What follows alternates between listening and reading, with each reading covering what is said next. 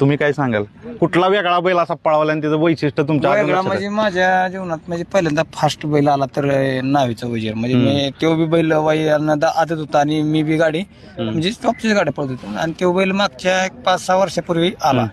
आणि बैलानं नॉनस्टॉप 70 बिनजोड केले त्याच्यावर वा आणि काय कालावधी नंतर मला लागला हाताला परत विठ्ठलकडे गाडी गेली ती विठ्ठलनं 5 वर्ष शेटकडे पळवला बैल पण बैलाचं इतकं वैशिष्ट्य म्हणजे बैल खालनं 2 उड्या कमी टाकणार पण मोर किती बैलाला पळू तीच कळत नाही पब्लिकचं त्या परेडला